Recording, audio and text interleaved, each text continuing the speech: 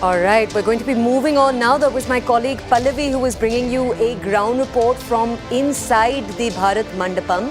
We're now going to be moving on. I believe visuals are coming in of more officials as they arrive right here in Delhi. Now, you might already remember that Russia had said that Vladimir Putin would not be attending. In fact, Putin had said that on a phone call with the Prime Minister a few weeks ago. Sergey Lavrov, as you can see, has arrived. This was all pre-known that Sergey Lavrov would be arriving. The Russian president himself would not be arriving.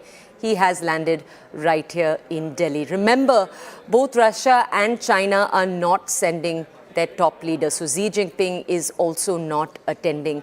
This has been taken note to because in G20, you broadly have three blocks. You have the Western blocs, led by the United Nations, the United States to some degree, and also, of course, the European Union, the UK. You also, however, have Russia and China.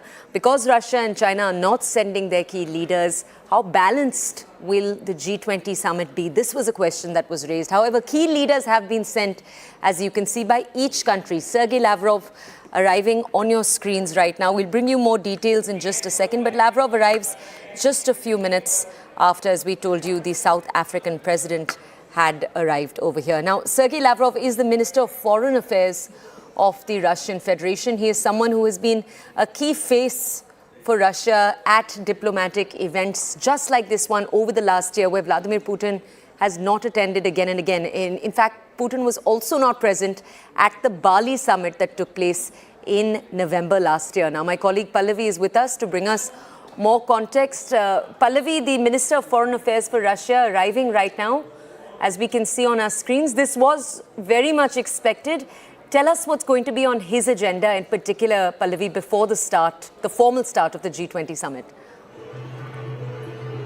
So, Toya, ruling uppermost as far as this entire G20 summit is concerned, of course, is going to be the Russia-Ukraine war. That is something which is an overriding concern, and there have been reservations which have been addressed by Russia as well. In fact, India, as it was thrashing out its key economic as well as trade policies, there has been some tough talk also coming in from Russia. Their grievance has been that there needs to be a certain amount of negotiating or talking down to as far as Ukraine is concerned.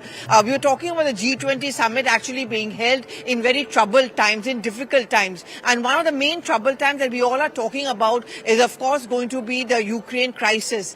India has maintained so far an equidistant from both the countries. There has been a considerable amount of pressure on India to talk tough to Russia and to talk down to Russia. But India hasn't believed in that because Russia has been one of our old, long-standing friends, and all-weather friend for that matter. Remember, there was a lot of controversy when India decided to import Russian oil. At that point of time, S. Jaishankar had spoken very sternly to say that some of the European countries were displaying the hypocrisy and double standards because they were buying oil from Russia at very cheap rates. So why do you want to stop us from doing so? Because we need to also shoulder or rather kind of protect our economy, and therefore we were going in for cheaper options. So as far as India's stand is concerned, we also have maintained equal and friendly relationships with Russia, but that hasn't stopped us from providing all kinds of humanitarian assistance to Ukraine as well. Now, when the Russian delegation which arrives over here, of course, President Putin will not be here. But the point which is going to be raised by Russia, of course, is that of the Ukraine crisis that is going to loom large over the trade and the business negotiations for tomorrow. But at the same time, India is going to carry on its trade and economic ties with Russia, and that's where the negotiating table will be discussed on. Okay, Pallavi, I just want to ask you, as we've been telling our audiences, since early this week, the Sherpas have been trying to reach some kind of consensus. And as you were telling our audiences, that has so far been impossible. Now, we know Jaishankar, S. Jaishankar, our External Affairs Minister, met with Lavrov just a few days ago at the East Asia Summit. He almost couldn't wait to meet him at the G20. It was important that they meet there to end the impasse that you're talking about too. Can you just explain to our audiences, Pallavi, exactly what is the difficulty here? We know the larger context. We know that the two sets of countries, the Western Bloc, Russia and China, they're not seeing eye to eye on the Ukraine issue. But what exactly are the nitty-gritties there?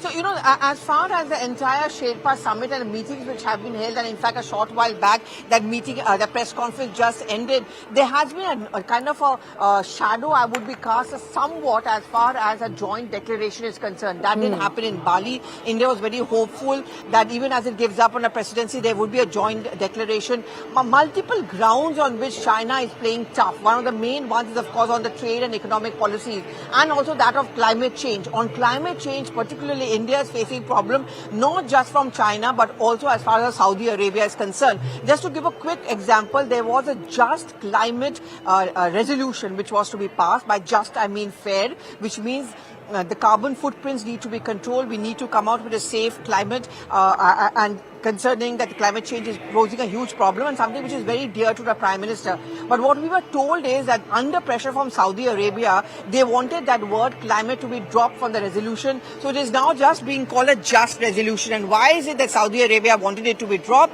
Because they rely heavily on fossil fuel, which believed to have a large amount of carbon footprint. That's just one of the problems. The other problem is, of course, China, which refuses to accept this kind of taxation as far as the carbon footprints are concerned. So tomorrow is going to be a very critical talk where India is going to use its negotiating power. Remember, Toya, very quickly, this is a story we broke. The cryptocurrency was brought on the agenda despite reservations by many countries, largely because of the success story coming in from India. So that's one legacy we are leaving behind and passing it on. Tomorrow itself is going to be a huge challenge. The Sherpa report is just going to be the basis.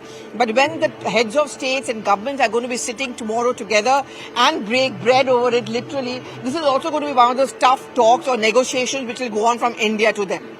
So can you tell our audiences, Pallavi, as you were saying right now, the chances of a Delhi declaration and that kind of consensus being arrived at by 19 countries in the EU right now does seem bleak. What do the countries hope to achieve? Because obviously the G20 is primarily an economic steering committee.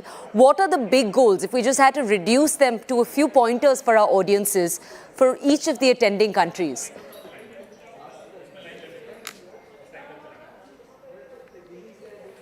All right, let's move on very quickly.